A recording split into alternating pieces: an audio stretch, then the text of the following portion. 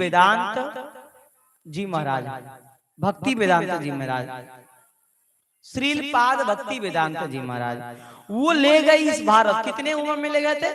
70 वर्ष तक भजन किए, उसके बाद वो गए। और जानते हैं वहां जो एकदम बिगड़ेल होते हैं, गंदे खाना, गंदा पीना, शराब पीना, मदिरा, वो उनके शरीर पे भी लोग फेंक देते थे।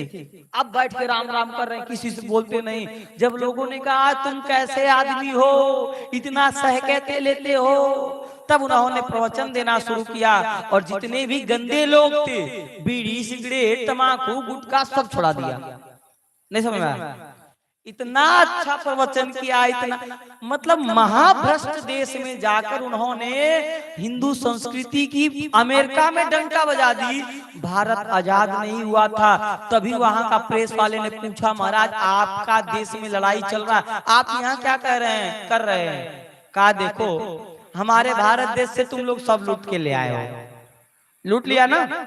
अरे अन्न लूट लिया, धन लूट लिया, हमारे सब कुछ लूट लिया, सोना चांदी सब लूट लिया, हमारे ग्रंथ भी लूट लिए, हमारे धरोहर भी लूट लिए। हमारा एक चीज नहीं लूट पाए थे, भक्ति। वो तुम लूटने के अधिकारी भी नहीं थे, न तुम लूट पाए। आज हम भक्ति लुटाने आए हैं। सुन लीजिए, गए थे पशु वाले नाव पर बैठकर, पैसा नहीं था, गए थे पशु वाले नाव पर बैठकर, और आए विमान पर बैठकर, आए विमान पर बैठकर, और गए थे 1 रुपया लेके नहीं, खाली जेब गए। और जानते हैं पहली बार आए थे तो उस समय की बात, मतलब 100 करोड़ से अधिक धन लेके आए भारत में, 100 करोड़ से अधिक धन लेके भारतवर्ष में आए। और जानते हैं वो एक परंपरा बन गया, इस्कॉन परंपरा, जो आज भारत के कोने कोने में नहीं, भारत के नहीं पूरे पृथ्वी पे फैला हुआ है। पूरे पृथ्वी पे कृष्ण मंदिर, पूरे पृथ्वी पे राम मंदिर, नरसिंह मंदिर बनवा दिया। इसका मतलब क्या है? अगर सनातनी चाहे, सनातनियों में इतनी ताकत है, संतों में इतनी ताकत है, बस आपको श्रद्धा करना पड़ेगा, थोड़ी श्रद्धा रखनी पड़ेगी। इतनी ताकत है कि महाराज विदेश में जब हम लोग मंदिर बना सकते हैं, कृष्ण मंदिर, तो भारत में एक राम मंदिर के लिए खून बह गया। सोचो, विदेश में बन गया आसानी से, पर भारत में खून बह गया। कृष्ण मंदिर हम भारत में क्यों नहीं बना सकते?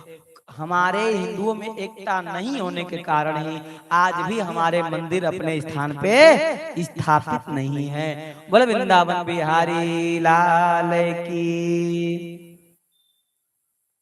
महाराज कहते हैं इनकी वृद्धत्व को खत्म करने के लिए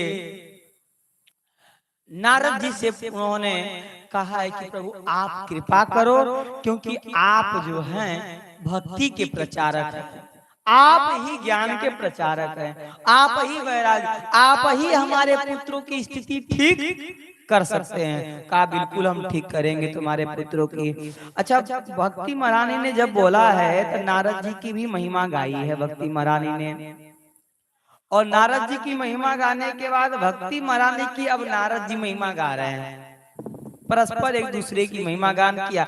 अब भक्ति महारानी के लिए नारद जी ने क्या कह दिया कि वृंदावनम वृंदावनस्य संयोगात् पुनस्त्वं तरुणी नवा अधन्यम वृंदावनम तेन भक्ति नृत्यति यत्र च। धन्य है वृंदावन, धन्य है, धन्यम तेन वृंदावनम, वो वृंदावन धन्य है जहाँ भक्ति नाचती है। हम तो बड़े धन्य हुए महाराज जो वृंदावन धाम में हमारा आना हुआ है। अब नारद जी ने कहा हे भक्ति महारानी, आपने ही ध्रुव जी को भगवान से मिलाया, हे भक्ति महारानी आपने ही प्रहलाद जी को भगवान से मिलाया, और आप जिसके घर में चले जाते हैं वह घर जो है सर्व तीर्थमय हो जाता है। यानी किसी के घर में भक्त पैदा हो जाए, भक्ति करने लगे तो उसका घर ही तीर्थ हो जाता है, और उस घर में रहने वाले लोगों का पाप नष्ट हो जाता है महाराज। और कहते हैं कि कलयुग में, इस कलयुग के लिए बता रहे हैं, इस